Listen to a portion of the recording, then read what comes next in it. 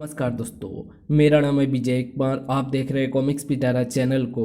तो चलिए दोस्तों, राज कॉमिक्स में नागराज की इस शानदार कॉमिक्स को शुरू करते हैं, जिसका नाम है विष अमृत।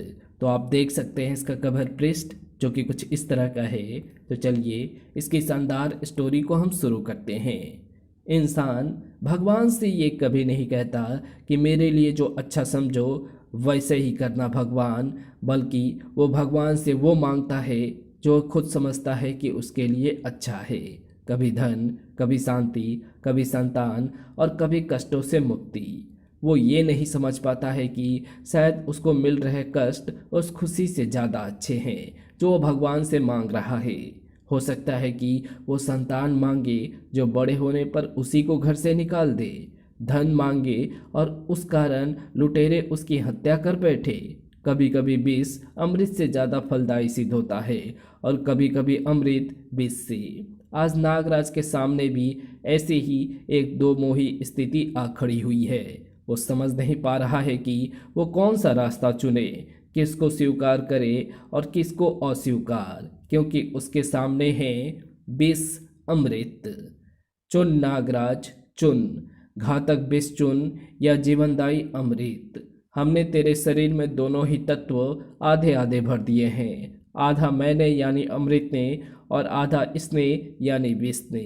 अब तू जिसे चुनेगा वही पृथ्वी पर रहेगा, दूसरा यहाँ से जाने को बाध्य हो जाएगा। इसलिए चुन नागराज चुन। आह! मेरा आधा शरीर मृत हो गया है और आधा जीवित है, यानी इनका दावा सही है। मुझे कोई ना कोई निर्णय लेना ही होगा। पर ये विष अमृत है कौन और पृथ्वी पर आए क्यों हैं?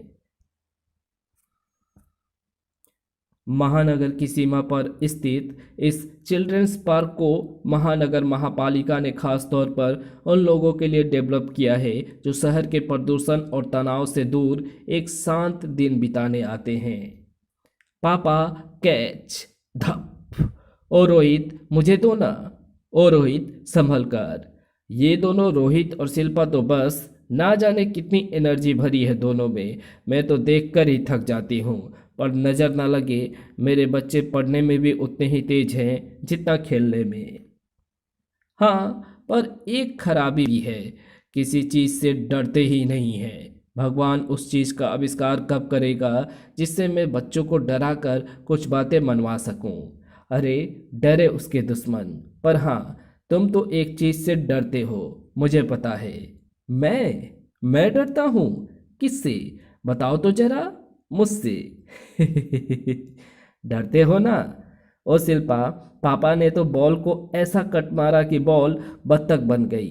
अब क्या करें? पापा को बताया तो कहेंगे कि जाने दो, छोड़ दो। छोड़ देंगे तो फिर हम यहाँ पर क्या करेंगे? घास के तिनके गिनेंगे क्या? अरे नहीं, ऐसे तो सारी पिकनिक का सत्यानाश हो जाएगा। आ, बॉल निकालते हैं।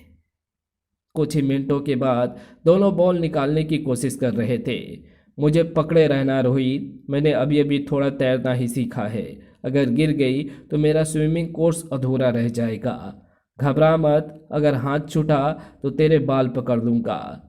बच्चों की कोशिश अभी जारी ही थी कि तभी चिल्ड्रंस पार्क का वातावरण एक भयंकर गुर्राहट से गूंज उठा। च्यों! ये कैसी आवाज़ है? किसी जानवर की गुर्राहट है। जंगली जानवर की आवाज़ लगती है, पर इस पार्क के आसपास तो कोई चिड़ियाघर तक नहीं है। फिर यह आवाज़ कैसी है? ज़्यादा अंदाज़ा लगाने की ज़रूरत नहीं पड़ी, क्योंकि जल्द ही गुर्राहट भरने वाले गले का मालिक नजर आने लगा था। च्यों! ठम! मम्मी, भागो! गोरिल्ला! ये तो असली गोरिल्ला लग रहा है। गोरिल्ला यहाँ पर कहाँ से आ गया? यहाँ पर ना तो कोई सर्कस है और ना ही चिड़ियाघर। ये ज़रूर कोई आदमी है जो गोरिल्ले के ड्रेस पहनकर मजाक कर रहा है। ये मजाक नहीं है। कोई आदमी 9 फुट का होता है क्या? बच्चों को ढूंढो और भागो। रोहित, शिल्पा। पार्क में भगदड़ मचनी शुरू हो चुकी थी और खतरे का आभास रोहित और शिल्पा का भी हो रहा था। कुछ गड़बड़ है शिल्पा, ये बतके उस गुर्राहट से डर रही है। ओह! रोहित का हाथ अपने हाथ से छूटते ही शिल्पा पानी में जा गिरी। रोहित, सेव मी, झील बहुत गहरी है, मैं इसमें तैर नहीं पा रही हूँ। Oh my God, oh my God, तैरना तो मुझे भी नहीं आता और आसपास ऐसी कोई चीज़ भी नहीं दिख रही है जिसे फेंक कर मैं शिल्पा को बाहर खींच लूँ। रोहित सोच में डूबा ही हुआ था कि शिल्पा एक बार फिर चीख उठी। रोहित, तुम्हारे पीछे यहीं गड़ब गोरीला गुर्रा रहा होगा। सब भाग रहे हैं रोहित, तुम भी भाग जाओ। भैया मुझे छोड़ दो। मैं तैर कर निकल आऊंगी। गोरीला पास आता जा रहा था और रोहित पागलों की तरह अपने कपड़े फाड़ता जा रहा था। मेरी जान बचाने के लिए झूठ मत बोल बहना, या तो दोनों बचेंगे या दोनों ही डूब मरेंगे, पर मैं तुझे बचाऊंगा। तूने राखी बांधकर कई बार मुझसे रक्षा का वचन लिया है। मैं राखी की डोरी को टूटने नहीं दूंगा, नहीं टूटने दूंगा। चर। और उसके हाथ बिजली की तरह उन चीथड़ों में गांठें बांधते जा रहे थे। और फिर चीथड़ों की बनी वो रस्सी शिल्पा की तरफ उछल गई। इसे पकड़ शिल्पा, मैं तुझे खींचता हूँ। और गोरीला के पास आने तक रोहित ने शिल्पा को पानी से निकाल लिया था, पर तब तक समय भी निकल गया था। रोहित, ये तो एकदम से पास आ गया है, हम भाग में नहीं सकते, अब क्या करें? रोहित और शिल्पा को कुछ करने की जरूरत नहीं पड़ी, क्योंकि तभी मेरे बच्चों से दूर हट शैतान। धड़ाक। इस बार ने गुरेले का ध्यान बच्चों पर से हटाकर बच्चों के पापा पर ला खींचा और गुरेले की एक सांस से पिताजी पर एक खतरनाक असर नजर आने लगा। हाँ। रोहित, पापा को क्या हो रहा है? इसकी सांस जहरीली लगती है शिल्पा, मुझे पापा को इसके चंगुल से छुड़ाना होगा। कुछ ही पलों बाद रोहित गुरेले की गर्दन पर चढ़ा हुआ था। हम लोग इस दैत्य से जीत नहीं पाएंगे। इस दैत्य से अगर कोई निपट सकता है तो सिर्फ नागराज। नागराज, नागराज। हवा में ध्वनि तरंगे फैलते ही महानगर में जगह जगह फैले नागराज के जासूस सर्पों में से एक सर्प उन तरंगों को महसूस करने लगा। फन जंगले से टकराने लगा और उसमें से मानसिक संकेत निकलकर एक सर्प से दूसरे सर्प तक पहुंचते हुए महानगर में एक तरफ बढ़ने लगा। इधर चिल्ड्रंस पार्क में बुरी तरह से उत्तेजित हो चुके गुरेले ने रोहित को उसकी मौत की तरफ उछाल दिया। परंतु मौत और रोहित के बीच में जीवन की डोर आ खिंची। महानगर के साथ साथ पूरी दुनिया में फैली ये कहावत गलत नहीं थी कि मौत और नागराज के बीच की दौड़ में हमेशा जीत नागराज की ही होती है। मैं बिल्कुल सही समय पर यहाँ पहुँचा हूँ, पर यह गोरीला इस पार्क में कैसे आ गया? अपने आप या किसी ने जानबूझकर इसको यहाँ पर छोड़ा है? और ये है कहाँ का? सर्कस का, चिड़ियाघर का या जंगल का? धड़ाक।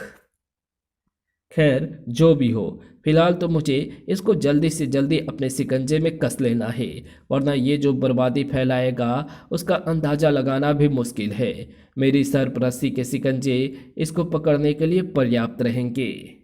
नागराज ने मुसीबत को मामूली समझा था और यही उसकी भूल थी, क्योंकि नाग रस्सी ने गुरेले को जकड़ा तो जरूर, पर जकड़े रख पाने में असफल हो गई और नागराज के शरीर पर दो मोटी मजबूत और बालों से भरी बाहें आ कसी। आह! मेरा दम घुट रहा है, पसलियां कड़क रही है, शिकंजा आश्चर्यजनक रूप से मजबूत है। मुझे इस पर विष फुंकार का प्रयोग करके इसको बेहोश करना होगा। अख! नागराज ने विष फुंकार का प्रयोग तो अवश्य किया, पर गुरेले को चकित करने के बजाय उसे खुद चकित हो जाना पड़ा। ओह! विष फुंकार बेअसर रही। एक गुरेला पर यह कैसे हो सकता है? असंभव। मामला कुछ और ही है, इतना सीधा साधा नहीं जितना कि मैं समझ रहा हूं। इसलिए अब मैं इस पर ऐसा भीषण वार करूंगा कि इसकी हड्डियों में दरारें पड़ जाए। धम कर। नागराज के कलाइयों में से सर्प गोले के रूप में नाग भीषण गति से गोरिल्ले से टकराए और गोरिल्लों की पसलियां कड़कड़ा उठी। नागराज तेजी से आगे लपका ताकि वो असंतुलित गोरेले पर वो वार कर सके जो उसको बेहोश कर सके, पर अभी गोरेले को बेहोश होने का समय नहीं आया था। अभी नागराज के डगमगाने का समय था। नागराज इतना चकित शायद कभी नहीं हुआ था। इस गोरेले के सांसों में तो एक जहर भरा हुआ है, कोई खास प्रकार का विष जिससे मैं भी परिचित नहीं हूँ। इस जहर ने मेरी आंखों के आगे अंधेरा छाने के साथ साथ मेरे शरीर में भीषण जलन भी मचा दी है। इससे पहले कि ये जहरीला गोरिल्ला मेरी इस हालत का फायदा उठाए, मुझे संभलना होगा। ये झील पानी सर्वविलियक विलियक होता है, हर चीज इसमें कम या ज़्यादा मात्रा में घुल जाती है। ये मेरे शरीर पर लिपटे विष को इतना धो ही देगा कि मुझे संभलने का मौका मिल सके। अब कुछ चैन पड़ा। थोड़ा विष पानी ने धो दिया और थोड़ा मेरा शरीर उसका आदी हो गया। अब ये विष मुझे नुकसान नहीं पहुंचा रहा है, पर यह विष सामान्य मानव को नुकसान पहुंचा सकता है। अरे, ये गोरिल्ला मेरे पीछे झील में नहीं आ रहा है। ओह, मैं भूल ही गया था कि गोरिल्ले पानी से डरते हैं क्योंकि ये अच्छे तैराक नहीं होते हैं। ये तो इसे पकड़ने का बहुत आसान सा तरीका मिल गया। नागरस्सी के एक ही झटके से गोरिल्ला झील में आ गिरा। गोरिल्ला छटपटाया और डर तथा दम घुटने से बेहोश हो गया, परंतु नागराज ने उसे डूबने नहीं दिया। चलो, ये मुसीबत तो टली, अब सिर्फ ये पता करना है कि ये कहाँ से आया था। धड़ाक। नागराज को अपने सवालों का जवाब जल्दी ही मिल जाना था, क्योंकि उसे एक नहीं बल्कि कई क्लू मिल गए थे। हे देव कालजयी, मैं तो सिर्फ गुरेले को हराकर समझ रहा था कि मुसीबत टल गई, पर यहाँ तो पूरा जंगल ही जमा हो गया है और मैं शर्त लगाकर कह सकता हूँ कि ये सब के सब गुरेले की तरह ही जहरीले होंगे। मुझे बहुत जल्दी कोई ऐसा रास्ता सोचना होगा कि जो इन सबको एक साथ ठिकाने लगा सके, वरना अगर एक एक से लड़ना पड़ा तो दूसरा मेरे चिथड़े अवश्य कर देगा। लेकिन तीन तरफ से घिरे नागराज को सोचने का मौका नहीं मिला। धम। हाथी मुझे उछाल उछाल कर मारना चाहता है और गैंडा मुझे कुचल कर, और इन दोनों से एक साथ निपटने का तरीका मुझे समझ में आ रहा है। अगले ही पल नागराज उछलकर गैंडे की पीठ पर सवार हो गया था, और अब गैंडे को नागराज ऐसे ही दिख रहा था जैसे एक कहानी में गधे को डंडे से लटकी गाजर नजर आ रही थी, और जैसे गधा गाजर को खाने के लिए आगे बढ़ता जा रहा था, वैसे ही गैंडा नागराज को कुचलने के लिए आगे लपकता जा रहा था। गुड, इस अवस्था में बस मुझे इसकी जहरीली सांस से बचे रहना होगा, बाकी कोई खतरा नहीं है। इधर इधर उधर हिलता नागराज गेंडे को दिशा देते हुए सीधे मतवाले हाथी की तरफ ले जा रहा था। बस अब हाथी निशाने पर है, पर गेंडे को मेरा मुंह सामने होने के कारण हाथी नजर नहीं आ रहा है। मुझे दोनों की टक्कर होने की आखिरी पल तक इसी पोजीशन में रहना होगा, और जैसे ही इस भीषण टक्कर का आखिरी पल आएगा, उसी पल मैं इच्छाधारी कणों में बदल जाऊंगा और ये भीषण टक्कर दोनों को ही एक साथ बेदम कर देगी। गेंडे का सिंग हाथी के पेट के अंदर तक पैवस्त होकर हाथी को दर्द से तड़पा चुका था, और साथ ही साथ इस टक्कर के झटके ने गेंडे के होशो हवास छीन लिए थे। धम च्यों। अब तीसरा दुश्मन बचा है जो सबसे ज्यादा खतरनाक है। ओह, वैसे तो मेरे नागफनी सर्प एक पल में इस शेर का पेट फाड़ सकते हैं, पर मैं इस खूबसूरत जीव को मारना नहीं चाहता। परंतु अगर इसे नुकसान ना पहुंचाऊं तो पकड़ूंगा कैसे? मेरी अधिकतर शक्तियां तो इस पर बेकार सिद्ध होगी। सिर्फ शारीरिक शक्ति कब तक काम आएगी? ओह, आइडिया आ गया। अब मैं भी वही तरीका इस्तेमाल करूंगा जो शिकारी इस्तेमाल में लाते हैं। धाड़। नागराज की कलाइयों से सैकड़ों सर्प टपक कर एक दिशा में जाने लगे और नागराज शेर का ध्यान बटाने में व्यस्त हो गया। पर यह काम उसे कुछ ही मिनटों तक ही करना था, क्योंकि उन कुछ मिनटों के बाद काम हो गया है। अब बस मुझे शेर को खींचकर उस तरफ ले जाना है जिधर मेरे नागों ने फंदे को तैयार कर रखा है। अगले ही पल नागराज एक तरफ लपका, पर ज्यादा दूर नहीं भाग पाया। वो लड़खड़ाकर जमीन पर फैले पत्तों पर आ गिरा। खर्र, और उसी पल शेर ने उस पर वो घातक छलांग लगा दी और नागराज के लिए, जो नागराज के लिए तो नहीं पर शेर के लिए जरूर घातक सिद्ध हो गई। भचाक! वाह, चाल कामयाब रही। जिस प्रकार से शिकार जंगली जानवरों को पकड़ने के लिए गड्ढा खोदकर उसे टहनियों और पत्तों से ढक देते हैं, ठीक वैसे ही मेरे सर्पों ने भी एक गड्ढा खोदकर उसे सर्प जाल से ढक दिया था। साथ ही साथ उसको पत्तों के आवरण में छिपा दिया था। मैं तो पता होने के कारण जाल पर धीरे से गिरा और सर्प जाल ने मेरे वजन को संभाल लिया, पर यह शेर नहीं संभल पाया। अब स्नेक पार्क के डायरेक्टर डॉक्टर करुणाकरन से संपर्क स्थापित करना होगा, ताकि वे इन जानवरों के विषैले होने का रहस्य पता कर मुझे बता सके। डॉक्टर करुणाकरन ने नागराज को निराश नहीं किया। इन इन चारों जारों में उन चारों विषैले हुए जानवरों का खून है। मैंने इन सैंपलों के केमिकल और माइक्रोस्कोपिक दोनों ही टेस्ट किए हैं। चारों के खून में एक ही प्रकार का विष मिला हुआ है, एक अजीबोगरीब तरह का विष, बल्कि ये कहो कि कुछ प्रकार के अलग अलग विषों का मिश्रण। मिश्रण? हाँ, इसमें दर्जनों अलग अलग प्रकार के विष हैं और इन विषों को भिन्न भिन्न मात्रा में मिलाकर कई प्रकार के विष बनाए जा सकते हैं और इनमें से हर विष का प्रभाव अलग अलग होगा। कोई विष खाल उतार देगा, कोई हृदय गति रोक देगा और कोई शरीर में आग तक लगा देगा। परंतु एक आश्चर्य की बात है, मैं इतने वर्षों से विष विज्ञान के क्षेत्र में हूँ, परंतु ऐसे विष आज तक मेरी नज़रों से होकर नहीं गुजरे। मैं पृथ्वी के हर कोने में पाए जाने वाले विष की जांच कर चुका हूँ। ऐसे विष पृथ्वी पर कहीं नहीं पाए जाते। और रही इन जानवरों की बात, तो इनके शरीर का विष इन पर घातक असर करने के बजाय इनके रक्त में मिल गया है और उससे वो इनके फेफड़ों द्वारा होता हुआ विष फुंकार के रूप में बाहर आ रहा है। आप ठीक कह रहे हैं, ऐसे विष का तो मैंने भी आज तक सामना नहीं किया है। पहले इस जहर ने मेरे शरीर में तीव्र जलन मचा दी थी, पर उसके बाद जलन खत्म होने लगी। शायद झील के पानी ने विष को काफ़ी हद तक धो दिया था। ये छोटा कारण था, बड़ा कारण दूसरा है नागराज। दरअसल जैसे आम मनुष्यों के शरीर में जीवाणु और विषाणुओं से लड़ने की प्रतिरोधक क्षमता विकसित होती है, वैसे ही तुम्हारे शरीर में विष से लड़ने की प्रतिरोधक क्षमता है। जैसे देखो, जब हम पर चिकन पॉक्स के वायरस का हमला होता है तो पहले तो हम बीमार पड़ जाते हैं, परंतु फिर हमको दोबारा चिकन पॉक्स नहीं होती है।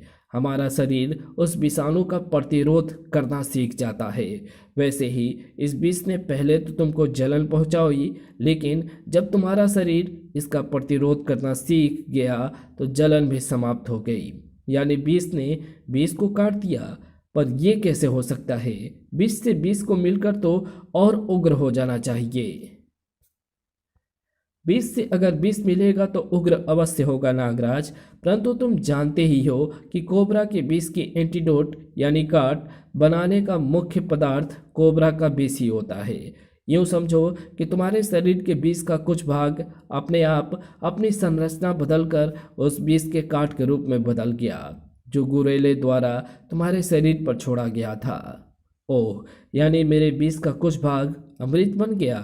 वाह, इसका अर्थ तो ये हुआ कि ऐसे विषैले वारों से मुझे कोई नुकसान नहीं पहुंचेगा।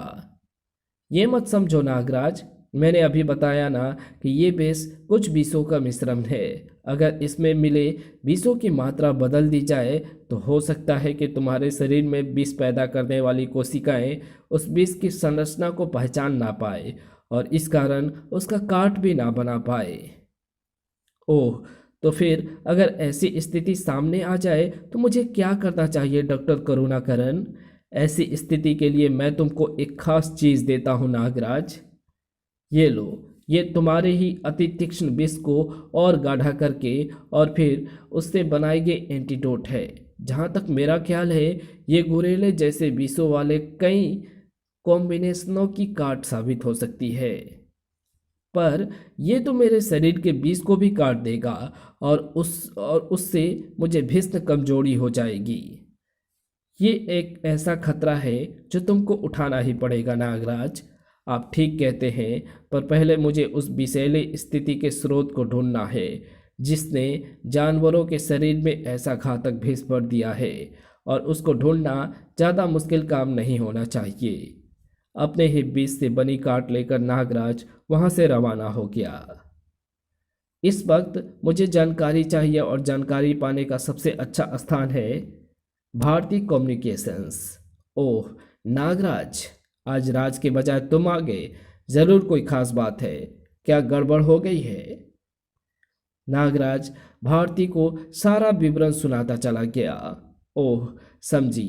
ये देखो नागराज, इस वक्त महानगर में सिर्फ एक सर्कस लगा है और वो चिल्ड्रंस पार्क से कम 25 किलोमीटर दूर है। वहाँ सब ठीक ठाक है। महानगर जू से किसी भी जानवर के भागने की खबर नहीं आई है, और महानगर से 50 किलोमीटर के दायरे में ऐसा कोई स्थान नहीं है जहाँ से ये जानवर आ सके। 50 किलोमीटर के बाहर के दायरे के बारे में क्या ख्याल है भारती? ये क्या है? Green belt? ये ओ, ये सुभाष नेशनल पार्क है।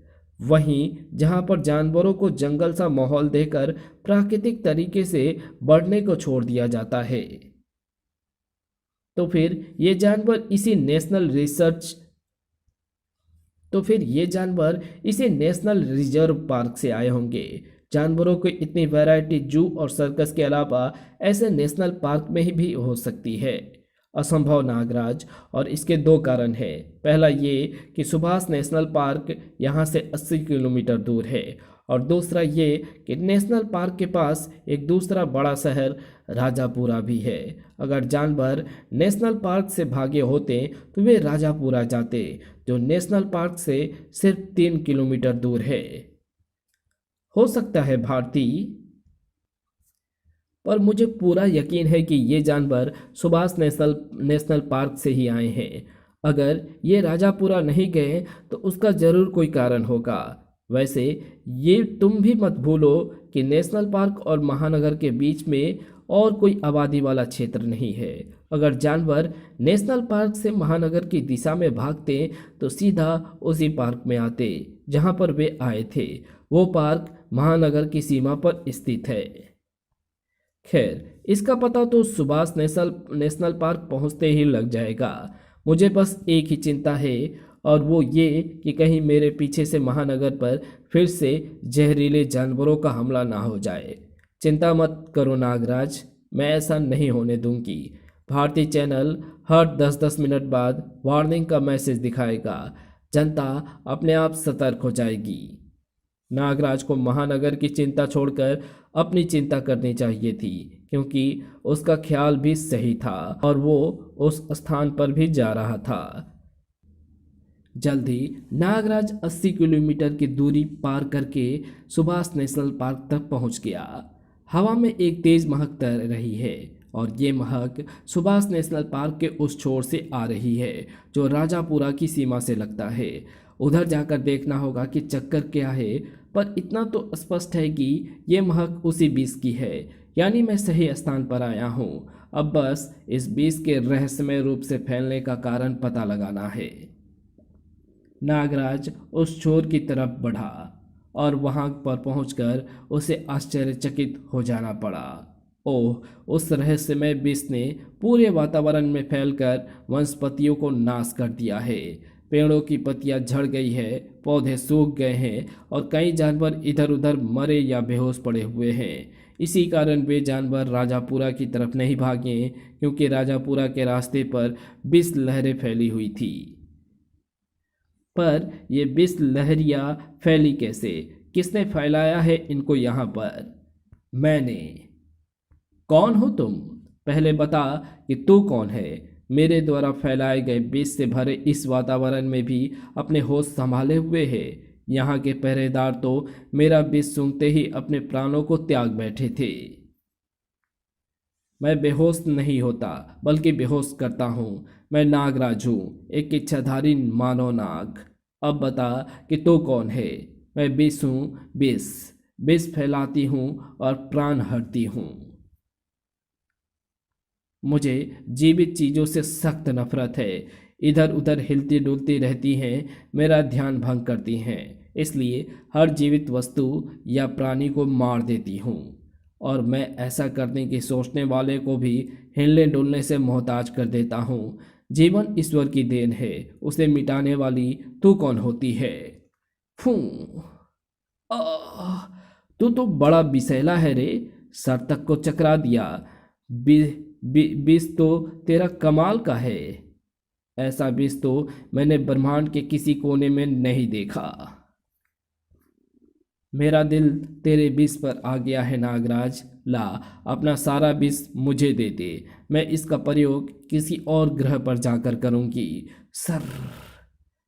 मेरा शरीर कोई दुकान नहीं है, और ना ही मेरे मेरे मेरे दुकान पर बिकने बिकने वाली है विष से भरी बोतलें।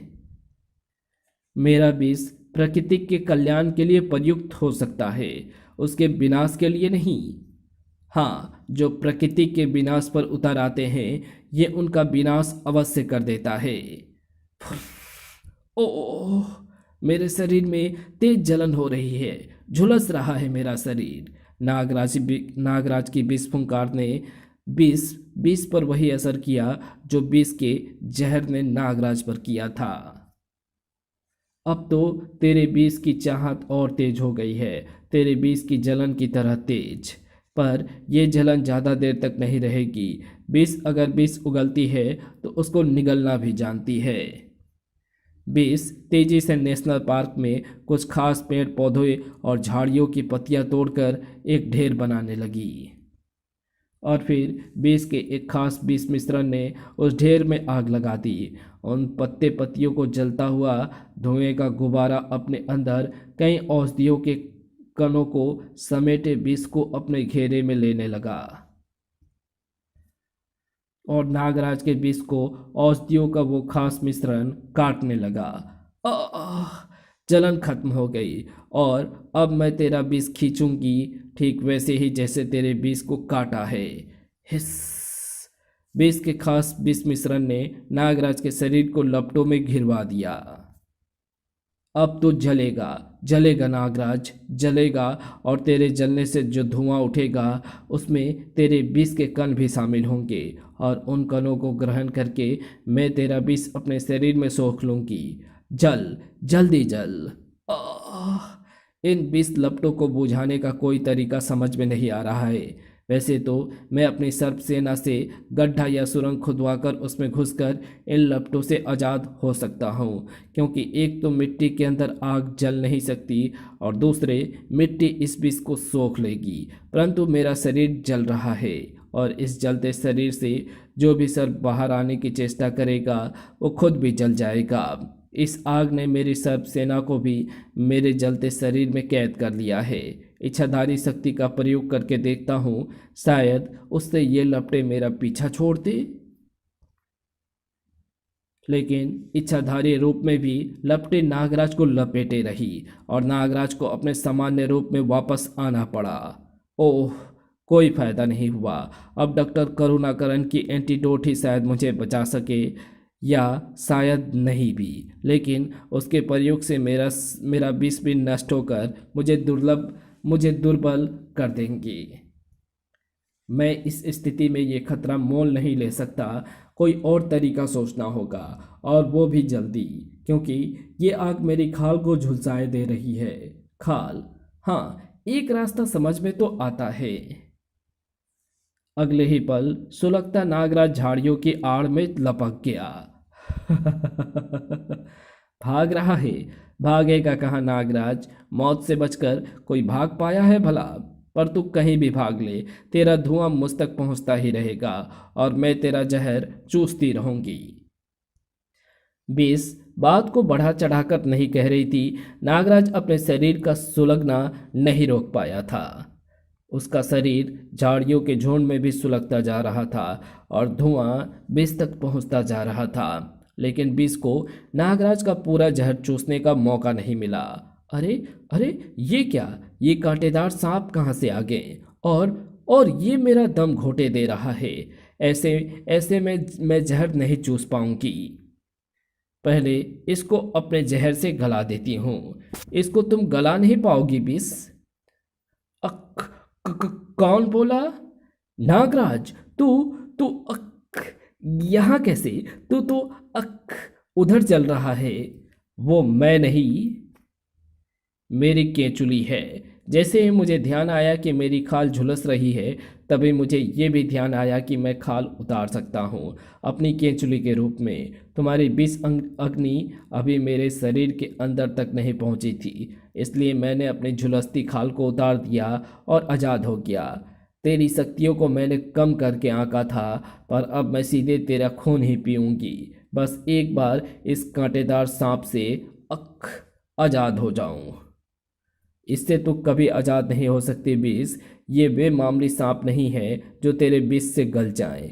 मेरे पास विषों के सैकड़ों मिश्रण हैं नागराज। किसी न किसी मिश्रण से तो ये गलेंगे ही गलेंगे।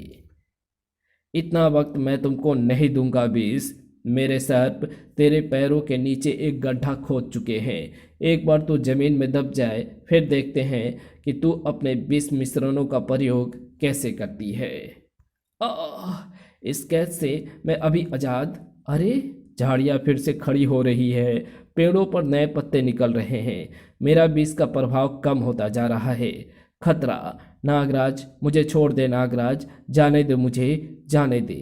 कभी नहीं बीस, मैं तुझे छोड़ूंगा नहीं, बल्कि जमीन में तब तक गाड़े रखूंगा जब तक तू बेदम नहीं हो जाती। यह अचानक इसे क्या हो गया और इसके विष का असर समाप्त कैसे होने लगा? कुछ गड़बड़ लगती है। नागराज ने गड्ढे का मुंह बंद करना शुरू कर दिया और तभी वो कमजोरी से कर्राह उठा। अरे, एकाएक मुझे कमजोरी सी क्यों लगने लगी? क्या विष के जहर ने मुझ पर यह असर किया है? तभी वो आवाज गूंज उठी। विष, तुम कहाँ हो विष? सामने आ जाओ विष, अब मुझसे छिपना बेकार है। कौन? ये कौन आ गया? आश्चर्य, घोर आश्चर्य। इस विषैले वातावरण में एक मनुष्य जिंदा है और वो भी अपने होशो हवास को कायम रखे हुए। कौन हो तुम? मैं नागराज हूँ और इस विषैले वातावरण में इसलिए खड़ा हुआ हूँ क्योंकि मैं खुद भी एक विषैला मानव हूँ। पर तुम कौन हो और उस विष को क्यों ढूंढ रहे हो? उसको ढूंढना ही मेरा काम है, क्योंकि मैं उसका प्राकृतिक रूप से दुश्मन हूँ। वो विष है तो मैं तुम्हारी भाषा में कहे तो अमृत हूँ। इसलिए मैं विष को पकड़ने के लिए सदियों से उसके पीछे पड़ा हूँ और यहाँ पहुँचकर मुझे ऐसा लग रहा है जैसे मैं उसके एकदम करीब पहुँच गया हूँ। परंतु विष से तुम्हारा टकराव क्यों हो गया? हर विनाश फैलाने वाला मेरा दुश्मन है विष भी, इसलिए मेरा उससे टकराव हुआ और उसने मेरा विष भी छीनने की कोशिश की। तुम्हारा विष चुराने की कोशिश की, यानी अतिरिक्त विष प्राप्त करने की चेष्टा की, पर यह तो नियमों के खिलाफ है। नियम? कैसे नियम? तुम किन नियमों की बात कर रहे हो? मेरा तात्पर्य है कि विष जैसे विनाशकों के भी कुछ नियम होते हैं। ऐसा उसने आज तक नहीं किया था। खैर, जल्दी बताओ कि विष कहाँ है, वरना वो ना जाने कैसा विनाश फैला दे।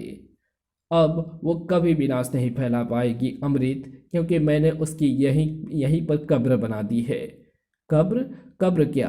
अच्छा, जमीन में दबी है? खोदो, जल्दी खोदो, दिखाओ मुझे उसकी शक्ल, दिखाओ। नागराज के सर्पों ने जमीन को फिर से खोदना शुरू किया और गड्ढों के फिर से खुदते ही नागराज और अमृत दोनों ही चकित रह गए। अरे, यहाँ पर तो गड्ढे के बजाय सुरंग बनी हुई है। मैं जानता था ये जमीनी कैद विष को पकड़े नहीं रख सकती। वो अपने विष मिश्रण से जमीन को गलाकर सुरंग बनाती हुई यहाँ से दूर जा चुकी है। पर मुझे विष को ढूंढना ही ढूंढना है और तुम्हारे समय के अनुसार 24 घंटे के अंदर अंदर उसे ढूंढ निकालना है। 24 घंटों के अंदर ऐसी समय सीमा क्यों है अमृत? ये समझा पाना बहुत मुश्किल है नागराज। बस तुम ये समझ लो कि अगर पृथ्वी को विष के विनाश से बचाना चाहते हो तो विष को ढूंढने में मेरी मदद करो। मैं तुम्हारी क्या मदद कर सकता हूँ? मैं तुम्हारे अंदर की अद्भुत सर्व शक्तियाँ देख रहा हूँ और महसूस भी कर रहा हूँ। विष को ढूंढने में मेरी मदद करो, वरना वो ना जाने कितने प्राणों को हर लेगी। ऐसा मैं कतई नहीं चाहता, परंतु पहले मैं तुम लोगों के बारे में विस्तार से जानना चाहता हूँ, ताकि मैं ये निर्णय कर पाऊँ कि मैं तुम्हारी मदद कर पाऊँगा भी या नहीं। ठीक है, मैं तुमको बताता हूँ। साथ ही साथ विष द्वारा फैलाए गए जहर को भी निष्क्रिय करता जाता हूँ, ताकि सब कुछ पहले जैसा ही हो जाए। अमृत की अमृत लहरियाँ वातावरण में फैले जहर को नष्ट करने लगी। साथ ही साथ वृक्षों एवं झाड़ियों की मृत पड़ी पत्तियां फिर से तनकर लहराने लगी। जमीन पर मृत पड़े पशु जिंदा होकर इधर उधर भागने लगे, परंतु साथ ही साथ कुछ और भी होने लगा। ओह, मैंने बड़ी मुश्किल से अपने आप को संभाला था, पर मुझ पर एक बार फिर कमजोरी का दौरा पड़ रहा है। यानी ये अमृत मेरा विष भी नष्ट कर रहा है। पहले भी मुझे इसी कारण कमजोरी हुई होगी। मुझे अपने आप को संभालना होगा। हाँ तो सुनो नागराज, हम दोनों ब्रह्मांड के जिस भाग से आए हैं वो पूरे ब्रह्मांड के जीवन और मृत्यु को संचालित करता है। विष मृत्यु प्रदान करने वाली क्षेत्र से भागी एक मानसिक रूप से असंतुलित अपराधी है। वो समय से पहले आने वाली मृत्यु को फैला रही है और मैं उसके प्रयासों को अमृत द्वारा विफल करता आ रहा हूँ। अब तो वो असफल रही है, पर इससे पहले कि वो प्रकृति का संतुलन बिगाड़ दे मैं उसको पकड़ लेना चाहता हूँ। परंतु ये 24 घंटे वाला चक्कर क्या है? मैंने कहा ना, उसे समझा पाना बहुत मुश्किल है। अमृत की बाकी बातें तो सही लगती है, पर यह मुझसे कुछ छिपा रहा है। पहले नियम वाली बात और फिर 24 घंटे की समय सीमा। ये मुझे बात को घुमा फिरा कर समझा रहा है। मुझे तो इसका इरादा व्यक्तिगत ज़्यादा लगता है और सामाजिक कम। बल्कि अब तो मुझे ये भी शक हो रहा है कि विष शायद अपराधी हो ही ना, और ये अमृत उसे अपराधी बनाकर पेश कर रहा है। सच शायद कुछ और ही है। जब तक मुझे सच का पता ना चल जाए तब तक मैं अमृत की मदद तो नहीं करूंगा, लेकिन अपनी तरफ से विष को रोकने की कोशिश जरूर करता रहूंगा। तुम चुप क्यों हो नागराज? जल्दी बोलो, मदद करोगे या नहीं? हमारे पास बहुत कम समय है। मुझे तुम्हारी सत्यता को परखने का समय चाहिए अमृत। उसी के बाद मैं मदद करने या ना करने का फैसला कर पाऊंगा। यानी तू एक तुच्छ मानव ब्रह्मांड के एक मामूली से ग्रह का प्राणी अब मेरी सत्यता का जांचेगा? निरादर, घोर निरादर। विष ने तुझे जिंदा कैसे छोड़ दिया तो तुम मृत्यु के काबिल है। खैर, जो काम विष अधूरा छोड़ गई उसे मैं पूरा कर देता हूँ। मैं इस बात पर ध्यान दे रहा था कि मेरी अमृत लहरिया तुझे कमजोर कर रही थी। यानी तुझमें भी विष वाली ही कमजोरी है। विष खत्म तो तू खत्म। मेरा अमृत तेरा विष खत्म कर देगा और साथ साथ तो भी खत्म हो जाएगा। आह! नागराज ने सर्प ढाल से वार रोकने की कोशिश तो जरूर की, लेकिन उस तक पहुंची कुछ अमृत लहरिया ही उसके लिए काफी थी। आह! अब तुम मरेगा नागराज, घिसट घिसट कर मरेगा। तूने क्या समझा? अगर तुम मेरी मदद नहीं करेगा तो मेरी मदद करने वाला कोई बचेगा ही नहीं। अरे, अमृत तो मृत्यु तक से काम करवा लेता है, और यहाँ पर तो मेरा काम करने के लिए कई जीवित वस्तुएं उपलब्ध है, जैसे ये वृक्ष। मेरा अमृत पीकर इसमें अतिरिक्त जीवन शक्ति भर जाएगी और फिर इसकी जड़ें ढूंढेगी विष को, चाहे विष यहाँ से 2 कदम दूर हो या 2002 योजन। पेड़ों की जड़ें आश्चर्यजनक रूप से बढ़कर विष की दिशा में ऐसे लपकी जैसे कुत्ता गंध सूंघकर अपराधी को कुछ दिन बाद ही ढूंढ निकालता है। साथ ही साथ अमृत भी उसी दिशा में बढ़ चला, नागराज को मरने के लिए छोड़कर। मेरा विष तेजी से नष्ट हो रहा है और इस अमृत से बचने का मेरे पास कोई उपाय नहीं है। अब मैं यहीं पर दम तोड़ दूंगा और उधर विष और अमृत के टकराव में ना जाने कितनी तबाही फैलेगी और ना जाने कितनी जानें जाएंगी, पर मैं कुछ नहीं कर पाऊंगा। जब मैं अपने आप को ही नहीं बचा पा रहा हूं तो दूसरों को क्या बचाऊंगा। दूसरे विष को तो मैं अपने विष से काटने का प्रयास कर सकता हूं, क्योंकि लोहे को लोहे ही काटता है, पर अमृत को कैसे? अरे, लोहा लोहे को काटता है, विष को विष के दूसरे रूप से काटा जा सकता है, तो अमृत यानी विष के काट को भी विष के काट से ही काटा जा सकता है। और वो काट मेरे पास है, उस एंटीवेनम के रूप में जो डॉक्टर करुणाकरण ने मुझे दी थी। पर इसका असर उल्टा हो भी सकता है। हो सकता है जैसे कभी कभी विष विष से मिलकर और उग्र हो उठता है, वैसे ही कहीं मेरे विष की काट मेरे शरीर में बह रहे अमृत के असर को और तेज करके मेरी मौत को भी शीघ्र ना बुला ले। पर और कोई रास्ता नहीं है। मौत धीरे आए या तेज, आएगी तो है ही। बच सकने का सिर्फ यही एक रास्ता है। बस अब देव कालजयी से यही प्रार्थना है कि मेरे विष की काट अमृत के असर को नष्ट कर सके। नागराज एक सांस में पूरा एंटीवेनम पी गया और उसके सारे शरीर की हरकतें धीरे धीरे बंद होने लगी। सांसें भारी हो उठी, हाथ पैर शिथिल हो गए, आंखें अपने आप मूंदने लगी और दिल की धड़कन अपना दम तोड़ने लगी। शायद एंटीवेनम अपना वही असर दिखा रहा था जिसका नागराज को डर था। मौत के आने की गति और तेज हो गई थी और वहां से 80 किलोमीटर दूर बीस को शिकार करने के लिए पूरा जंगल मिल गया था। महानगर का इमारती जंगल।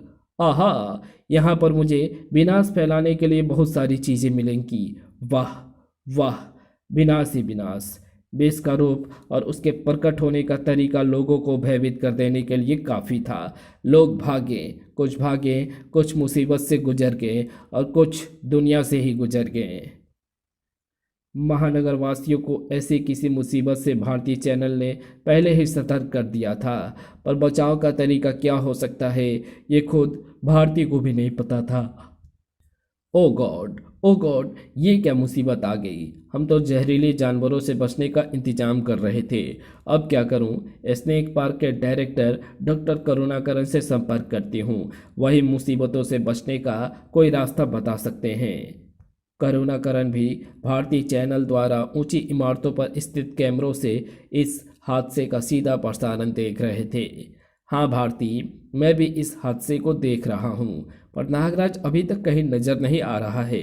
वो जहरीले जानवरों की तलाश में सुभाष नेशनल पार्क गया था। अच्छा ठीक है ना भारती, मैं कुछ करता हूँ। डॉक्टर करुणाकरण के माथे पर चिंता की लकीरें गहराने लगी थी। मुझे नागराज का इंतजार नहीं करना चाहिए। अगर वो अभी तक नहीं आया है तो वो जरूर किसी बड़ी मुसीबत में फंस गया है। मुझे तो किसी अनहोनी की आशंका लग रही है, पर मैं नागराज के अपने ऊपर बने विश्वास को टूटने नहीं दूंगा। मैं खुद जाऊंगा इस मुसीबत को रोकने। अपना सारा जहर विज्ञान इस मुसीबत को रोकने के लिए दांव पर लगा दूंगा। डॉक्टर करुणाकरण तेजी से अपने सामानों को बटोरने लगे। बीस का कहर बदस्तूर जारी था। ये ओह, क्या कह रहे थे मानो इसको? हाँ, बिल्डिंग। इस बिल्डिंग को गलाने में बड़ा मजा आएगा। बीस बीस ने कुछ खास बीसों का मिश्रण बिल्डिंग पर छोड़ा और पूरी बिल्डिंग मोम की तरह गलने लगी। यही हाल बिल्डिंग में मौजूद लोगों का भी हुआ। बीस ने ये यहाँ पर काफी विनाश फैला लिया। अब यहाँ से चलना चाहिए, क्योंकि अब अमृत को यहाँ पर आने में ज़्यादा वक्त नहीं लगेगा। इस वक्त मैं उसके सामने गई तो मुझे मात खानी पड़ेगी। इस क्या नाम है, बिल्डिंग को गलाने में मेरा काफ़ी जहर खर्च इस बिल्डिंग को गलाने में मेरा काफ़ी जहर खर्च हो चुका है। अब चलकर जरा सा आराम किया जाए ताकि मैं तरोताज़ा हो जाऊं और मेरे खत्म हुए कुछ विष फिर से मेरे शरीर में पैदा हो जाएं। अगर तू सच कह रही है तब तो मैं एकदम ठीक समय पर यहाँ आया हूँ। कौन? करुणाकरण। और मैं तेरे लिए तैयारी करके आया हूँ। ज़रूर तूने ही उन जानवरों के अंदर जहर भरा होगा और इससे मुझे ये पता चल चुका है कि तू जहरों का मिश्रण छोड़ती है। इसलिए मैं ये वेनम एनालाइजर लेकर आया हूँ। ये तेरी विष फुहार का तुरंत विश्लेषण करके उसके लिए जहरों की काट का मिश्रण बना देगा। पर यह बात की बात है, पहले तो मैं तुझे विष मिश्रण छोड़ने का मौका ही नहीं दूंगा। आह! इस विष काट ने तो मेरे बचे खुचे विष को भी नष्ट करना शुरू कर दिया है और बगैर विष के तो मेरा अस्तित्व ही नहीं रहेगा। कुछ करना होगा, वरना या तो मैं पहले मर जाऊंगी या अमृत आकर मेरा खेल खत्म कर देगा। हे भुजंग देव, ये किस ग्रह पर मरने के लिए आ गई मैं? तो मुझे ज़रूरत से ज़्यादा कमज़ोर समझ रहा है करुणाकरण। मेरे पास अभी भी इतना विष है कि मैं तुझे गलाकर पानी बना दूं। उसकी नौबत नहीं आएगी विष। तेरे मुंह या शरीर शरीर से विष की फुहार निकलते ही मेरा वेनम एनालाइजर उस मिश्रण के विषों का विश्लेषण करके पहचान लेगा और अपने आप उस विष मिश्रण का एंटी वेनम मिश्रण मिश्रण कर तेरे विष को काट देगा। ओह, ये मानो तो मुझ पर भारी पड़ने लगा है। अगर मेरे शरीर में जल्द ही विष की उत्पत्ति ना हुई तो इसी ग्रह पर मेरी समाधि बन जाएगी। लेकिन विष तो धीरे धीरे ही बने। ओह! कुछ देखकर विष की आंखें चमक उठी। कुछ पलों बाद विष पिघल रही बिल्डिंग में से अपना विष वापस चूस रही थी। पहली बार मेरे ही विष से गली वस्तु ने मेरी जान को बचाया है। अब मेरे शरीर में विषों की मात्रा बढ़ रही है। अब तेरी मौत करीब आ रही है मानो। अब मैं इतनी तेजी से अलग अलग विष मिश्रणों को बनाकर फेंकूंगी कि तेरा एनालाइजर भ्रमित हो जाएगा। करुणाकरण ने इस स्थिति की कल्पना भी नहीं की थी। ओह, ये तो सचमुच इतनी तेजी से अलग अलग मिश्रणों को छोड़ रही है कि मेरा एनालाइजर पर उसे विश्लेषित करने में काफ़ी जोर पड़ रहा है। इसके कंप्यूटराइज्ड सर्किटों में शॉर्ट सर्किट हो रहा है। और अब यही हाल तेरा होगा मानो। घातक विषों का मिश्रण करुणाकरण को गलाने के लिए आगे लपक पड़ा, लेकिन उसको किसी और ने अपने शरीर पर झेल लिया। नागराज, तुम आ गए। मैं तो समझ रहा था कि तुम जो कहते आपकी जवान लड़खड़ा रही है वैसा ही होने वाला था डॉक्टर। मैं तो मौत की कगार पर लगभग पहुंच ही चुका था, पर आपके द्वारा दिए गए एंटीडोट ने मेरी जान बचा ली। ओह, यानी एंटीडोट ने इस विष के जहर को काट दिया। विष के जहर को नहीं, बल्कि अमृत के जहर की काट को। अमृत? यानी तो अमृत से भी टकरा चुका है और उससे टकराकर भी बच गया। पर कैसे? अमृत के पास तो हर बीज की काट है, जीवनदायी शक्तियां हैं उसके पास, तो उससे कैसे बच गया? तेरा जहर तो खत्म हो जाना चाहिए था और तुझे एक आम मानव बन जाना चाहिए था। और अगर ऐसा हो जाता तो तू मेरे बीज के वारों से कभी बच नहीं पाता। अद्भुत! ये अमृत कौन है? इसको पकड़ने आने का दावा करने वाला एक परग्रही। ये दोनों परग्रही हैं, किसी दूसरे ग्रह से आए हैं। अमृत ने मुझसे सहयोग मांगा था, पर उसके इरादे स्पष्ट ना होने के कारण मैंने इनकार कर दिया। तब उसने अमृत यानी विष काट का प्रयोग करके मेरा विष खत्म करने की और मुझे मारने की कोशिश की। बचने का कोई रास्ता ना पाकर मैं आपके द्वारा दिया गया एंटीवेनम भी पी गया। पहले तो मेरे शरीर में जीवन के सभी संकेत शिथिल होने लगे, पर ना जाने कैसे आपके अमृत ने उस अमृत के असर को काट दिया और मैं बच गया। मैं समझ गया नागराज, जैसे इस विष के जहर के खिलाफ तुम्हारे शरीर ने प्रतिरोधक क्षमता विकसित कर ली थी, वैसे ही उस एंटीवेनम ने अमृत के विष काट को रोकने के लिए तुम्हारे शरीर में दूसरी प्रतिरोधक क्षमता पैदा करने में मदद की। अब शायद अमृत की विष काट तुम पर असर करेगी ही नहीं। ऐसा क्यों डॉक्टर करुणाकरण? देखो, हाँ, जैसे हमें जीवन में एक बार ही चिकन पॉक्स होता है, फिर हमारा शरीर हमेशा के लिए इसके खिलाफ प्रतिरोधक क्षमता विकसित कर लेता है, वैसा ही इस अमृत के विष के साथ भी होना चाहिए। ये तो गड़बड़ पर गड़बड़ होती जा रही है। पहले किसी ग्रह पर काम करने में दिक्कत नहीं आई थी, लेकिन यहाँ पर तो ये नाग मानो बार बार अड़ंगा डाल रहा है। मेरे विष को भी पचा जा रहा है और अमृत के अमृत को भी। खैर, अब मैं संभल गई हूँ तो यहाँ से फटाफट निकल लेना चाहिए, वरना कहीं अमृत मुझे ढूंढता ढूंढता यहाँ आ गया तो सब गड़बड़। ओह, ये क्या! जमीन में से एक पेड़ की जड़ें निकलकर मुझे शिकंजे में कस रही है, और इसका शिकंजा कसते ही मेरे विष नष्ट होने शुरू हो गए हैं। इसका एक ही अर्थ हो सकता है, और वो ये कि ये जड़ें अमृत द्वारा छोड़ी गई है, और अब वो भी इसके पीछे पीछे यहाँ आता होगा। मुझे इनसे आज़ाद होना होगा, होना ही होगा। पर कैसे? कैसे कैसे? ये जड़ें तो सचमुच अमृत ने ही भेजी थी, यानी अब अमृत और विष का टकराव होने ही वाला है। देखते हैं अब क्या होता है। नहीं नागराज, ऐसा हुआ तो गजब हो जाएगा। तुमको विष को इस कैद से मुक्त कराना होगा। ऐसा क्यों डॉक्टर करुणाकरन, अमृत को आकर इसे पकड़ लेने दीजिए। ये तो वैसे भी तबाही फैला रही है। ये तो शायद मामूली तबाही है नागराज, लेकिन जो जब दो विपरीत शक्तियां सामने आकर टकराएंगी तो वे दोनों खुद तो नष्ट होंगी ही, लेकिन साथ ही साथ वातावरण में इतनी ज़्यादा विष और अमृत ऊर्जा फैलेंगी जो खुद नष्ट होने के पहले महानगर को नष्ट कर देंगी। आप ठीक कह रहे हो डॉक्टर, इस बात को तो मैं भी नज़रअंदाज नहीं कर पा रहा हूँ। आप ठीक कह रहे हैं डॉक्टर, इस बात को तो मैं नज़रअंदाज ही कर गया था।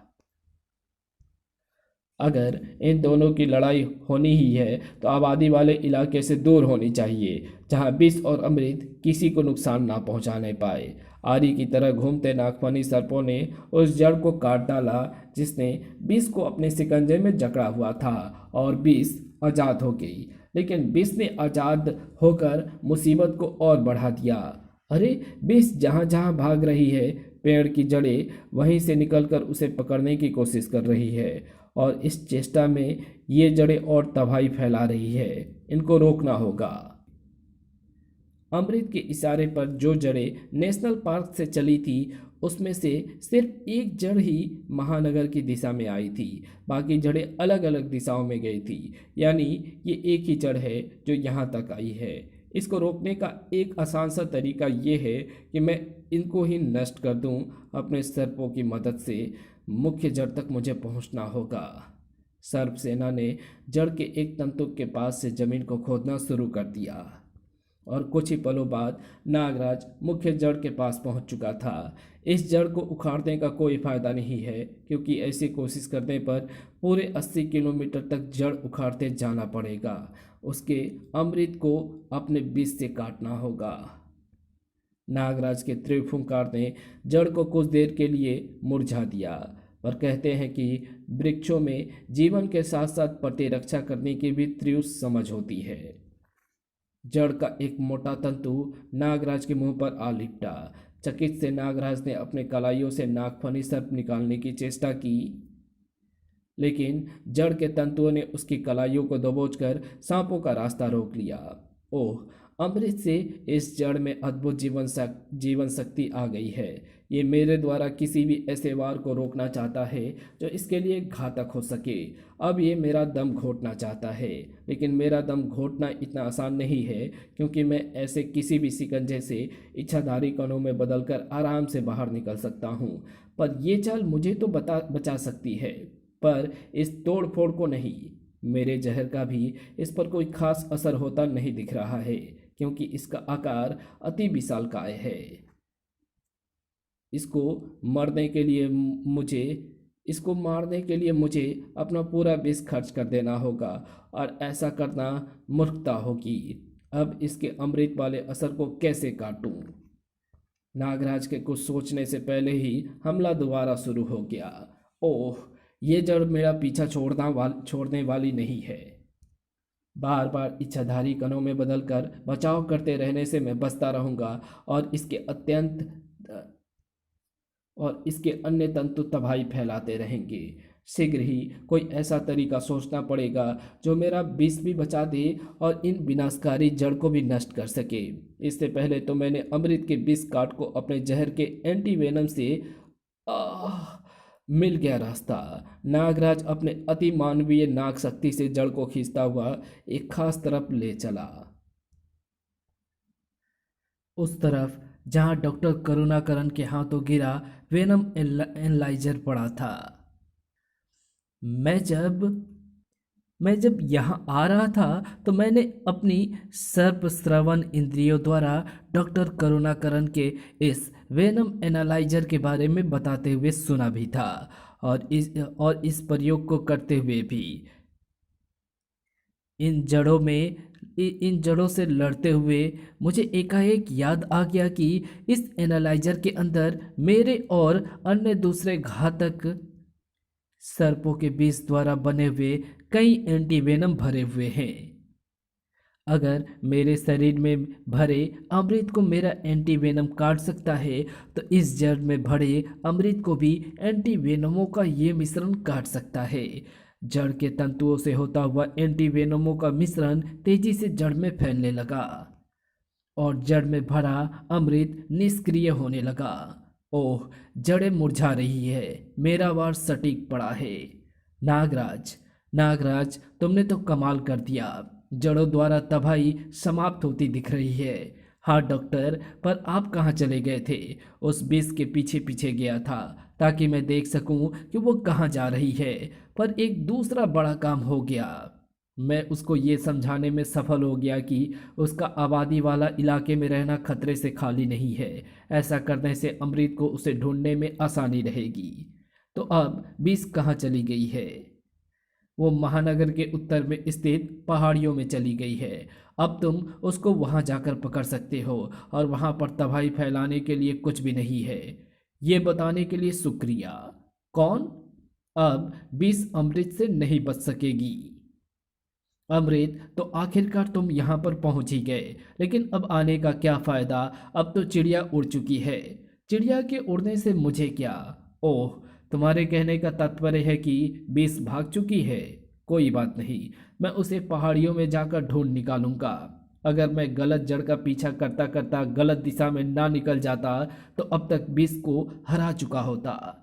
खैर, बीस मेरे हाथ से बचकर कहाँ जाएगी? पहाड़ियों में मैं तो उसे ढूंढ ही लूंगा। इतना आसान नहीं है अमृत, वे पहाड़ियाँ काफ़ी टेढ़ी मढ़ी इतना आसान नहीं है अमृत, वे पहाड़ियाँ काफ़ी टेढ़ी मेढ़ी और ऊंची नीची हैं। साथ ही साथ वहाँ पर छिपने के हजारों स्थान हैं। तुम मेरी मदद के बगैर बीस को कभी ढूंढ नहीं पाओगे और मेरी मदद पाने के लिए तुमको अपना असली मकसद बताना होगा। फिर वही बात, तुम मानो अपने आप को बहुत महान समझते हो। सोचते होगे कि अगर मानो ना हो तो दुनिया कैसे चलती। मैंने कहा था ना कि मैं तो मृत्यु तक से काम करवा लेता हूँ। अब मैं वही करूँगा। तूने जड़ों को तो रोक लिया पर उनको रोक नहीं पाएगा। खैर, पहले तो विष के इस विनाश को निष्क्रिय करना होगा। अमृत ने अपने दोनों हाथों से अमृत लहरें छोड़नी शुरू कर दी और नागराज तथा डॉक्टर करुणाकरण की आंखों ने एक विचित्र दृश्य देखा।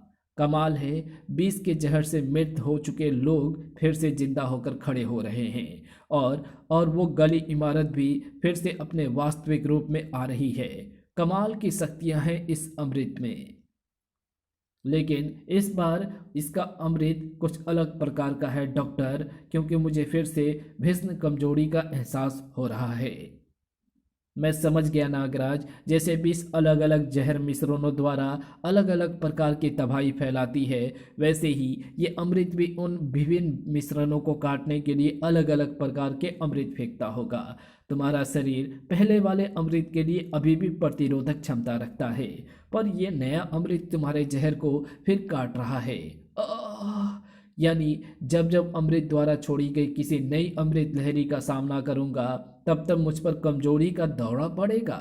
ऐसा ही लगता है नागराज, पर यह कमजोरी की स्थिति ज़्यादा देर तक नहीं रहेगी। जैसे ही तुम्हारी कोशिकाएं इस अमृत मिश्रण की संरचना को पहचान लेगी, वे अपने आप प्रतिरोधक रसायन पैदा करना शुरू कर देगी।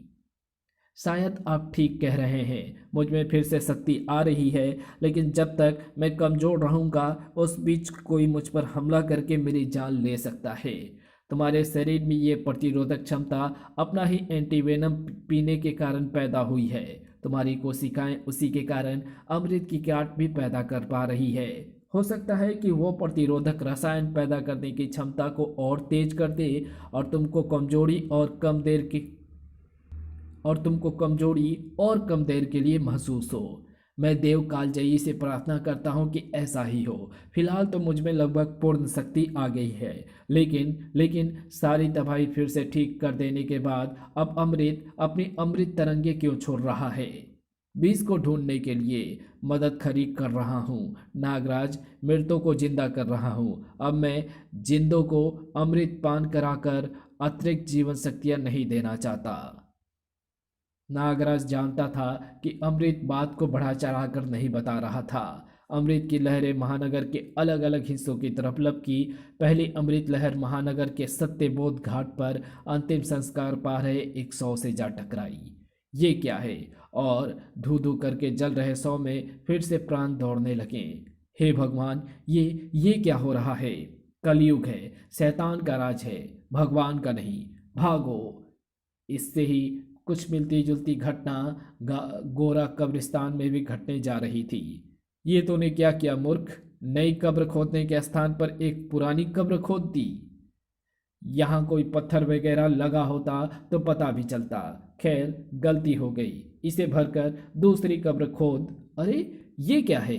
अमृत लहरें उस खुदी हुई कब्र से निकले सड़े गले शव को भी जीवन प्रदान कर चुकी थी। पूरे महानगर में भय और आतंक फैल रहा था। सड़क पर कुचली पड़ी एक कुत्ते की लाश का एकाएक जिंदा हो उठना और भला क्या असर डालता?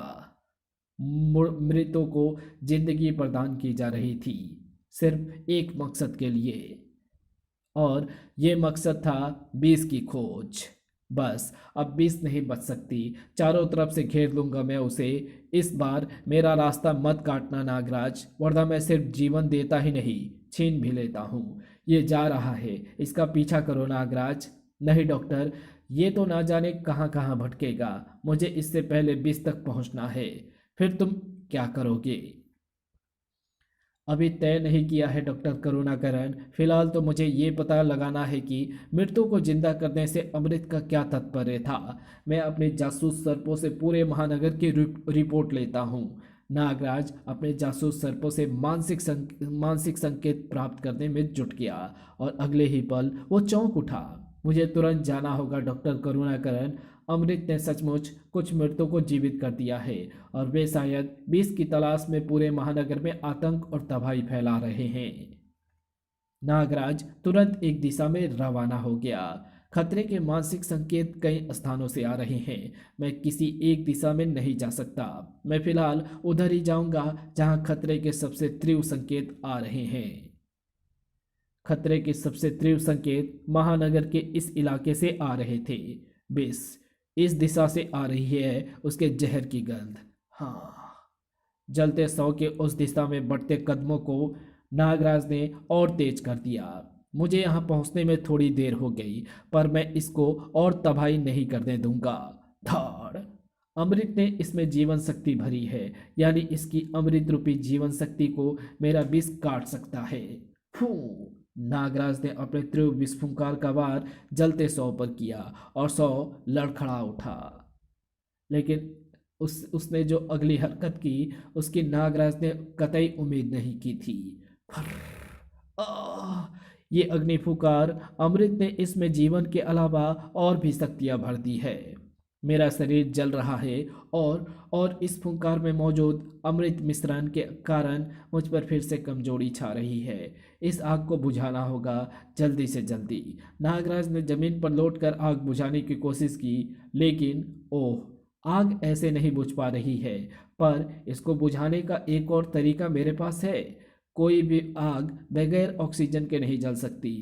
मैं अगर अपने आप को अपने ही विष फुंकार के घेरे में ले लूं तो वायु में मौजूद ऑक्सीजन का संपर्क मेरे शरीर से टूट जाएगा। फू। और आग बुझ जाएगी। बुझ गई आग, लेकिन इतनी देर में वो जलता शौक कहाँ चला गया। सड़क पर उसके पैरों के निशान हैं। जलते पैरों ने तारकोल में गड्ढे कर दिए हैं और ये गड्ढे पहाड़ियों की तरफ जा रहे हैं, यानी विष की तरफ। मुझे इसको रोकना होगा, वरना अगर कहीं इसने विष को ढूंढ निकाला तो इसके जरिए अमृत तुरंत ही विष तक पहुंच जाएगा। और अगर इस वीराने और अगर इस वीराने में भी विष अमृत का युद्ध हुआ तो महानगर वासियों पर कुछ ना कुछ तो असर आएगा ही। मुझे इस युद्ध को रोकना होगा और जब तक संभव हो इस युद्ध को टालने की कोशिश करनी होगी। और इसके लिए विष को अमृत से दूर रखना होगा। अमृत को विष का पता नहीं मिलना चाहिए। जलते सौ के पैरों के निशान का पीछा करते नागराज ने जल्दी जलते सौ को फिर से ढूंढ निकाला। फू। वो रहा। मेरी विष फुंकार एक बार इसको बेदम कर चुकी है तो दोबारा भी जरूर करेगी, पर इस बार मैं फुंकार तब तक छोड़ता रहूंगा जब तक इसका अमृत पूरी तरह से निष्क्रिय ना हो जाए। अरे ये क्या। अपने ऊपर अगर अपने ऊपर पड़ी परछाई से सतर्क होकर नागराज तुरंत इच्छाधारी कणों में बदल नहीं जाता तो उसका शरीर अपने आप उस चट्टान के नीचे पिसकर चटनी बन जाता। नागराज के संभलने में 3 पल बीत गए और वे पल बीतते ही नागराज अपने असली स्वरूप में आ गया। ओह, बाल बाल बचा, और ना ये चट्टान ठीक मुझ पर ही क्यों गिरी। अगले ही पल नागराज को जवाब मिल गया। आह, एक और मृत जीवित प्राणी। अब समझा कि ये चट्टान संयोग से मुझ पर नहीं गिरी, बल्कि इसे जानबूझकर मेरे ऊपर गिराया गया था, शायद उस जलते मुर्दे को मेरी विष फुंकार से बचाने के लिए। पता नहीं अमृत ने ऐसे कितने मृतों को जीवित किया हुआ है। अचानक नागराज को चुप हो जाना पड़ा, क्योंकि हमला दो तरफा हो गया था। फू। ओह, अब जलता मुर्दा भी मुझ पर टूट पड़ा है, पर क्यों। खैर, कारण बाद में सोचूंगा, पहले तो इन दोनों का इंतजाम किया जाए। ये दोनों ही मेरे तीव्र विष फुंकार का स्वाद चखकर बेदम हो जाएंगे, लेकिन फुंकार का प्रयोग करने का मौका तभी मिलेगा जब इनका वार करना रुकेगा। वैसे ये काफ़ी आसान लगता है, क्योंकि एक मिट्टी फेंकता है, क्योंकि ये शायद कब्र से निकला है, और दूसरा आग, क्योंकि ये चिता से निकला है। आग तथा मिट्टी एक दूसरे के दुश्मन होते हैं। मिट्टी आग को बुझा देती है और आग मिट्टी को दहका देती है। अब बस इन दोनों को ऐसी स्थिति में लाना है कि मुझ पर वार करते समय ये एक दूसरे के सामने रहें। ऐसे अब ये जब भी मुझ पर एक साथ वार करेंगे तो मैं वारों के रास्ते से हट जाऊंगा और इन दोनों के वार एक दूसरे को ही बेदम कर देंगे। और अब जब ये दोनों बेदम है तो मैं इनका अमृत काट कर इनको फिर से इनके वास्तविक मृत रूप में ले आऊँगा। अपने तीव्र विस्फुंकार को तब तक इन पर छोड़ता रहूँगा जब तक इनका अमृत नष्ट नहीं हो जाता। तभी वो खच। नागराज को ये पता नहीं था कि अमृत ने 2 से ज़्यादा मृत प्राणियों को जीवन प्रदान किया हुआ था। ओह, ये मृत कुत्ता मुझे काटने के बाद भी नहीं गला, यानी इसके शरीर का अमृत इसे बचा रहा है।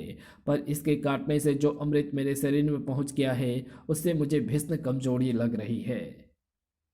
और इस हालत में मैं इन 3 प्राणियों का एक साथ सामना नहीं कर सकता, और ये तीनों अगर एक साथ मुझ पर हमला करेंगे तो मुझे ज़रूर मार डालेंगे, और इस कमजोरी की हालत में मैं बचाव तक नहीं कर पाऊंगा। पर ये तीनों जीवित प्राणी विष की तलाश छोड़कर एकाएक मुझ पर क्यों टूट पड़े। जहाँ तक तो मैं जानता हूँ अमृत ने इन्हें खास विष की तलाश करने के लिए ही जीवन प्रदान किया था। ओह, कुछ कुछ समझ में आ रहा है। जब जब विष ने या विष भरे पशुओं ने मुझ पर जहर मिश्रणों से हमला किया, तब तब मेरे शरीर में गए जहर मिश्रण के खिलाफ मेरी कोशिकाओं ने प्रतिरोधक शक्तियां पैदा कर ली। यानी मेरे शरीर में भरा विष का जहर मिश्रण नष्ट नहीं हुआ, सिर्फ उसने मेरे शरीर को नुकसान पहुंचाना बंद कर दिया। अब इतनी तीव्र विष फुंकार छोड़ने के कारण मेरे शरीर में भरा जहर मिश्रण भी ऊपर आ गया है, और ये तीनों उसी जहर मिश्रण का आभास पाकर मुझ पर हमला कर रहे हैं। यानी ये मुझे ही विष समझ रहे हैं। फू। और अगर मैं ठीक समझ रहा हूं तो इनको रोकने का एक आसान सा तरीका है, मैं अपने शरीर में भरे 20 के जहर मिश्रण को इन तीनों पर छोड़ता हूं।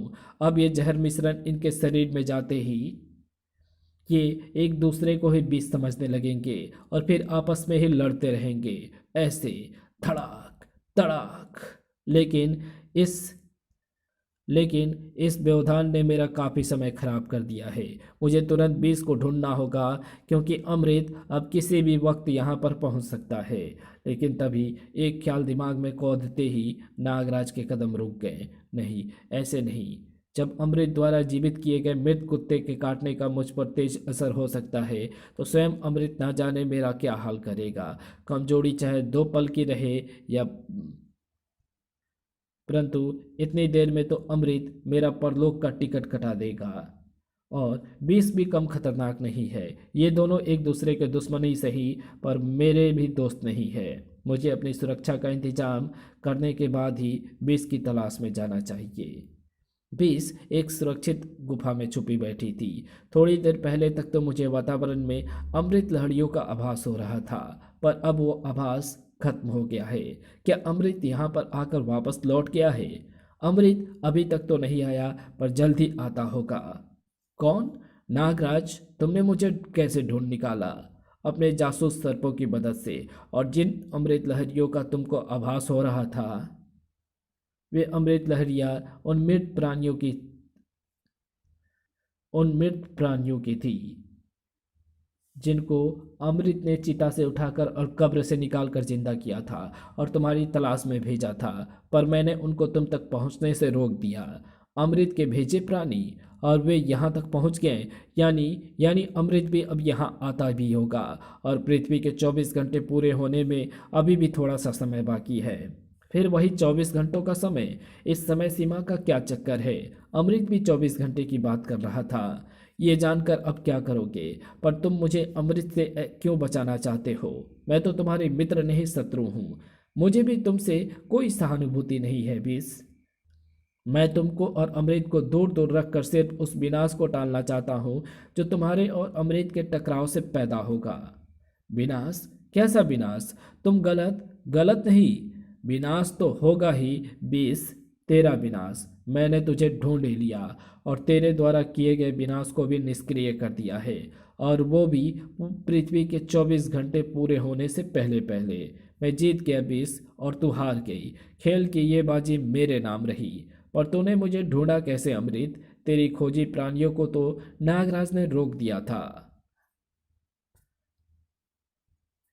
मैं उनके नहीं, नागराज के पीछे लगा था। यहाँ पर पहुँचते ही मुझे चट्टानों के बीच में से जाता हुआ नागराज नजर आ गया था। मैं समझ गया कि ये तुझे ही ढूंढने यहाँ आया है, इसलिए मैं इसके पीछे लग गया। इसके सर्पों ने मुझको तुझ तक पहुँचाया और इसने मुझको। बस ये करके तुमने नियम भंग कर दिया है अमृत, बेईमानी की है तुमने। नियमानुसार तुम सिर्फ अमृत प्राणियों के जरिए ही मुझे ढूंढ सकते थे, पर नागराज तुम्हारे अमृत द्वारा जीवित किया गया प्राणी नहीं है। तुमने भी तो नागराज से जहर छीनकर अतिरिक्त जहर पाने की कोशिश की थी बीस, और ये भी नियमों के विरुद्ध है। नियमानुसार किसी भी बाजी के बीच में हम अतिरिक्त शक्ति नहीं प्राप्त कर सकते। तो फिर ये बाजी बगैर जीत हार के खत्म करो। ना तुम जीते ना मैं हारी। बाजी? ये क्या कोई खेल खेल रहे हो तुम दोनों? हाँ नागराज, हमारे ऊपर जीवन बहुत नीरस है। उस ऊब को दूर करने के लिए हम एक खेल खेलते हैं। किसी भी ग्रह पर चले जाते हैं। एक एक उस ग्रह पर विनाश फैलाता है और दूसरा उस विनाश को फिर से अपने वास्तविक रूप में ले आता है। विनाश करने वाला विनाश करते करते छिपता फिरता है, और विनाश को निष्क्रिय करने वाला निष्क्रिय करते करते उसे ढूंढता है। पर यह काम उस एक खास समय अवधि में करना होता है। अब उस समय अवधि के दौरान विनाश फैलाने वाला विष पकड़ा गया तो अमृत जीतेगा, वरना विष जीतेगा। हम अपना किरदार भी बदलते रहते हैं। कभी ये अमृत बनता है तो कभी मैं। वैसे भी विष और अमृत एक ही वस्तु के दो रूप हैं, ठीक वैसे ही जैसे जीवन और मृत्यु। तुम ये सारा विनाश और पुनर्निर्माण सिर्फ एक खेल के लिए करते रहे। लोगों को इतना कष्ट और इतनी मानसिक त्रासदी सिर्फ अपनी जीत हार के लिए देते रहे। अब क्या करें, और कोई रास्ता भी तो नहीं है। पर हमारे दांव मामूली नहीं होते, काफ़ी कुछ दांव पर लगा होता है।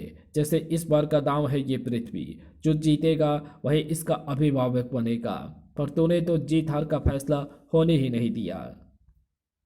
पर हम बिना जीत हार वाला खेल नहीं खेलते। इस खेल का फैसला तो होगा ही होगा, और इसका निर्णायक बनेगा तू। अब तू जिसे चाहे वही इस पृथ्वी का स्वामी बनेगा। हम तेरे दाएं अंग में अमृत और बाएं अंग में जहर भर देते हैं। फुर्र। आह! अब तो जिसे चाहे स्वीकार कर ले और जिसे चाहे अस्वीकार। जिसे तू स्वीकार कर लेगा वही ये बाजी जीतेगा। तो अब तक हमारे वारों से बचता आया है। जरूर तेरे शरीर में प्रतिरोधक शक्ति पैदा होती रही होगी, पर इस बार के मिश्रणों का प्रतिरोध प्रतिरोध कर सकने वाली व्यक्ति पर इस बार के मिश्रणों का प्रतिरोध कर सकने वाली शक्ति पूरे ब्रह्मांड में नहीं है। आह, मैं चुनूं तो किसको? जितनी विष खतरनाक है उतना ही अमृत खतरनाक है। पृथ्वी आह, पृथ्वी इन दोनों में से किसी के हाथों में सुरक्षित नहीं है। ओह, मेरे होश गुम हो रहे हैं। जल्दी सोच नागराज, जल्दी। तेरे पास सिर्फ 5 पल हैं। फिर या तो मेरा विष तुझे मार देगा या अमृत का अमृत। जल्दी सोच। लेकिन नागराज 5 पलों तक यह निर्णय नहीं ले पाया, और उसका तड़पता शरीर शांत पड़ गया। ये तो मर गया। चलो फिर से खेल शुरू करते हैं। अब तो ये खतरा भी टल चुका है। हाँ, ये था तो बहुत खतरनाक। मुझे तो कभी कभी ये डर भी लग रहा था कि अगर इसने हम दोनों की उंगलियां आपस में मिला दी तो विपरीत शक्तियां मिलने से पैदा होने वाली ऊर्जा हमको अपने आप हमारे ग्रहों पर वापस भेज देगी। ये बताने के लिए धन्यवाद विष और अमृत। मैं ऐसे ही किसी गुप्त बात के पता लगाने का इंतजार कर रहा था। नागराज, तू तू तो उधर उधर मरा पड़ा है। वो मैं नहीं, मेरी केंचुली है, जिसके अंदर भरी हुई मेरी सर्प सेना उसे मेरे मानसिक संकेतों के अनुसार चला फिरा रहे हैं। मैं तो गुफा की छत पर चिपका ये सारा घटनाक्रम देख रहा था। खेल खेलना सिर्फ तुम दोनों ही नहीं, हम भी जानते हैं। आह! हम अपने ग्रह की तरफ वापस रवाना हो रहे हैं नागराज। तो हमारे साथ चाल चल गया। तेरी केचुली का चलने के साथ साथ बोलना भी हमको बेवकूफ़ बना गया। पर तेरी केचुली बोल कैसे रही थी? वो मेरी केंचुली नहीं, मैं ही बोल रहा था। हमारी पृथ्वी पर एक कला होती है जिसको हम वेंट्रीलोक्विज्म कहते हैं, यानी आवाज़ फेंक सकने की कला। उसी कला का प्रयोग करके मैं ऐसे बोल रहा था ताकि मेरी आवाज़ मेरी दिशा से नहीं बल्कि मेरी केंचुली की तरफ से आती सुनाई दे।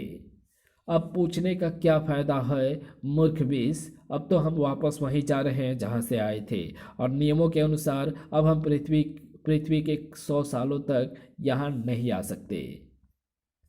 विष और अमृत चले तो गए थे, पर अपने पीछे कुछ सवाल भी छोड़ गए थे। चलो, यानी पृथ्वी पर कम से कम अगले 100 सालों तक सुरक्षित है। पर तब क्या होगा जब पृथ्वी वाले विष और अमृत को भूल चुके होंगे और 100 साल बाद फिर वापस आएंगे। इसी के साथ ये कहानी यहीं समाप्त होती है। तो आपको ये वीडियो कैसी लगी? अगर आपको ये वीडियो पसंद आई हो तो इस वीडियो को लाइक शेयर कमेंट ज़रूर कर देना। चैनल पर नए हो तो चैनल को सब्सक्राइब कर ऑल नोटिफिकेशन को सिलेक्ट ज़रूर कर लेना। Thanks for watching my videos.